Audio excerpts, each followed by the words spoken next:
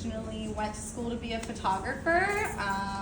I really thought that was going to be what I did for the rest of my life. And then I took a ceramics class and I said, hell no, I'm going to switch, I'm going to do ceramics instead. But I did double major for 1.5 semesters, kind of doing photography and ceramics collectively, and a lot of the photography that I've done in the past does help influence a lot of my ceramic work. So, I am originally from Pittsburgh. There's a lot of Pittsburgh people in here. And so this also influences my work. This is where I first started taking pictures. A lot of my photographs I was really inspired by the bridges, cityscapes, and the cities that we live in, because I think that inspires who we are as individuals, and it definitely inspires who I am. So these are some of the photographs that I've taken. This is of Philly, and so it's a lot of just like architectural forms that really inspire me.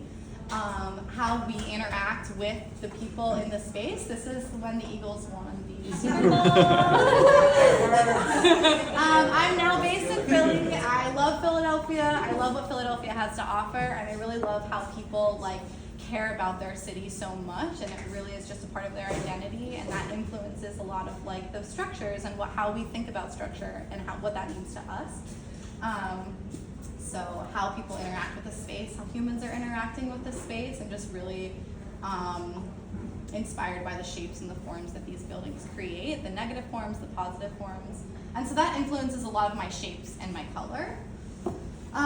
So my past ceramic work definitely went through some ups and downs. I was definitely trying to find my voice in ceramics. I wasn't used to making work in ceramics. But what I always did was I created systems, I created patterns, I made multiples of things. I really liked the system that creates one big piece, multiple pieces that create one big piece. And I think we all are kind of multiple facets of different things, and so that's how I view myself, and I think that's why I tend to like make multiples of things and combine them into one source. So this is an exploration just of shape and color, and how can one single shape create a bigger form. This is sort of like where I was really exploring. I'm going back to my photography roots. I was taking different angles of bridges, and then I was making cutouts of those simplified forms, and then I was creating other sculptures from that. And so this really started to influence a lot of my work for my senior show. This was a little exploration of that. This is based off of the 9th Street Bridge. And then this goes into kaleidoscopic, which is my thesis in college. So these are the two main photographs that I base a lot of my work off of. I was really inspired just by how many shapes, colors, and forms are in these photographs, and I used that to influence the forms that I gave a new life. So this is that. I'm just really interested in like the shapes being their own, but I like that they can translate into other things. Like, yes, they are a bridge, but now this new form is creating something else, a new form in a new space. I use this photograph as kind of like encompassing all of the different bridges, and then I put those on tiles. And you can see this in the next form. So my photographs were really both of the pieces that I was inspired all the pieces by, and then these on the tiles. So then I came to District Clay, and I was really like, okay, I've done the sculpture, but I really haven't made anything functional. I did a little bit in college, but nothing that I would say I was showing. And so I started making these pieces. I was really just playing with how a piece works in a domestic space. How can I use it, and then how do I make it interesting? So I was just adding color and shape and form and all that to the bowls and the cups and the mugs. And then I started taking the abstract forms of the bridge. I made my own pattern. I'm looking at the lines and the cables in bridges. I'm looking at the triangles in bridges, and I'm really abstracting them and creating new designs and putting them on functional pieces.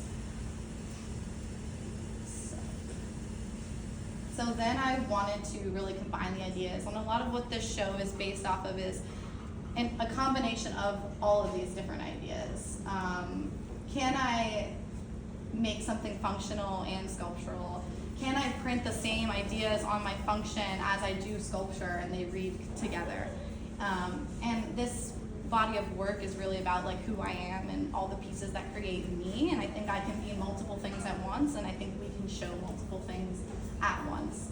So this is another piece, a little muted. And so then I get to the work that I'm making now, which I was really focused on the domestic space, because to me, domestic is calm. It's put together when you have a fully like set table that's like a system that works. We know what it means, we understand it, and we're comfortable with it. And this is something that I feel like I want to have, but I do not have, and I seek to like reach that goal, but I'm never going to, because I'm this chaotic, loud, bold. I'm these sculptures that lived on the outside, but I want to be something else, and so I'm constantly battling these forms. And then I get somewhere in between, where this can be a sculpture, this can be a vase, this can be something that functions in a space, in domestic space, but it also lives on its own as an individual piece. And so I definitely want you guys as viewers to see, like, I see something that I understand, but I also am making my own inferences on what these mean. And so I'm also focused on color and form, because we're just so emotionally attached to color and form, and I want to bring out as much boldness as I can, because I think that represents me. And yeah, if anyone has any questions.